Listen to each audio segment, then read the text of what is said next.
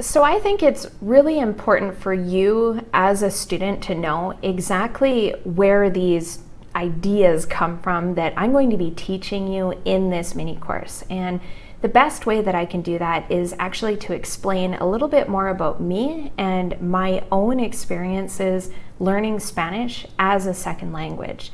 I realized in that process that the methods that I had always been taught for how to learn a second language were really not working very well for me.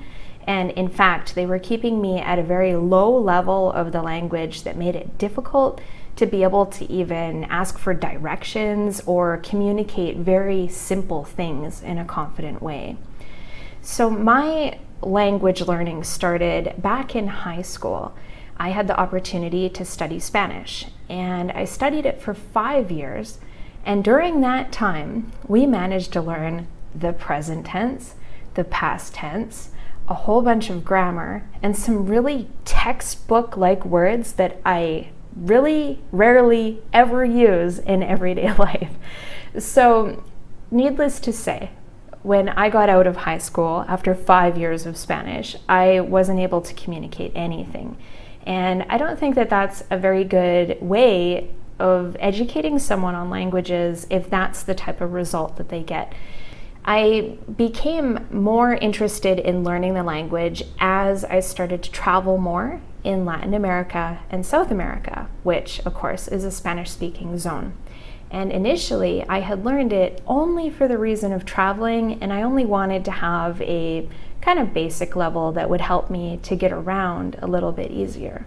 But throughout my traveling, I realized that I was really falling in love with the culture, and one day I really wanted to move to a Spanish-speaking country.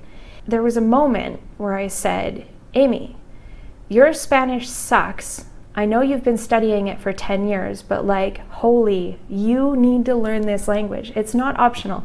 If you're going to move to a country that speaks this language, you're actually going to have to learn it.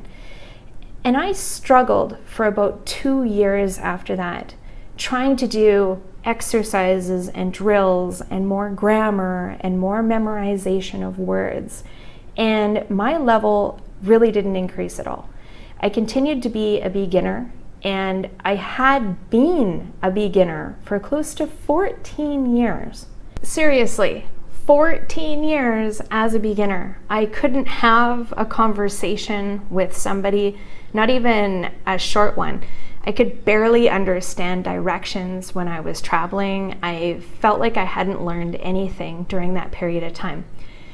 I'm very smart, able to learn pretty much anything I put my mind to.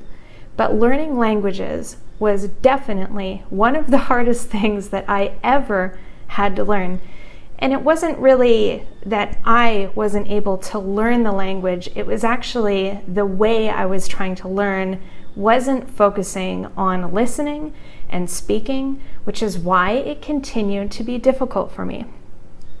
So, I learned a very important lesson during the first language exchange that I decided to have with someone. I had memorized all of the verb tenses that I needed to know, and I thought, well, if I know all the verb tenses, I'm going to be able to understand more, and that's going to be a very big help, and I'll be able to speak better. But of course, that's not what happened. So I got into this conversation. I couldn't understand anything. I could barely speak a couple of words. It was horrible. And I realized afterwards, when I was actually doing a text chat with the same person, that I didn't know a lot of the words that he was using. These were everyday words. He wasn't using complicated vocabulary or words that should be difficult, words that you would think that someone would know, especially after studying Spanish for so long. And I realized that I hadn't been exposed to the words that people usually use in their everyday communication. So what I did is I decided to try to find conversations that I could study. First of all, beginner conversations, and then I was looking for conversations that were sort of for a pre-intermediate, intermediate, and then later the advanced level. And something really cool happened. Within the period of a year, I actually went from this pathetic beginner level where I couldn't communicate at all to a advanced level. And suddenly I was able to have conversations, I was able to understand what I was hearing, and it happened for one very specific reason. I started to learn the words that I needed to know, the most common words that people use when they're speaking. And if they're the words they're using while they're speaking, they're the words I should know in order to be speaking as well. And if I want to understand what they're saying, I need to know the meaning of those words as well. So by studying conversations, I was actually exposing myself to the most important words in the language that I was learning. And that is exactly why I've created this website and the resources that we have for you. That's why our conversation lessons are an entire course, because if you're able to study those lessons, you're going to be improving your listening skills, you're going to learn all of the words that you need to know to be able to understand people, and you're also going to know the same words that you need to explain topics in the same way. It's actually crazy. I think it's something like 90% or 95% of the words people use in communication, it's like less than 1,000 words. So when we speak, we typically use these 1,000 words 90 to 95% of the time. That's not really a lot of vocabulary to learn, but it can make a big difference with your ability to communicate. So another part that was really important to my language development was overcoming some serious problems that I had with listening. Like, I swear I have the worst listening out of any language learner on the planet. And maybe that's a good thing, because now I know specific methods and techniques that you can use to overcome problems that aren't really written about on the internet.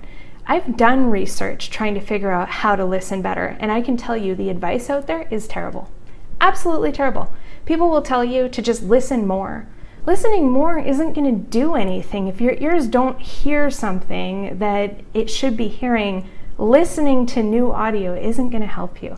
So there's little things like that that I figured out, that there are two ways of doing it. There's either the long way, which is going to take you many years of boring frustration, or there are ways that you can do it that are a little bit more difficult in the beginning or more specific, but the results that you are going to see are going to be very visible in a short period of time. The same thing happens with speaking. For example, speaking in a conversation is an opportunity for you to use the words that you know, or the words that are you're able to recall them quickly and be able to use them immediately during a conversation. But a conversation also puts pressure on you, and it doesn't make you feel very comfortable to say a word for the first time that you've never said out loud before. So there are certain speaking practice activities that are better when you do them by yourself. And in fact, they will help you advance your speaking level faster than they will in a conversation with another person.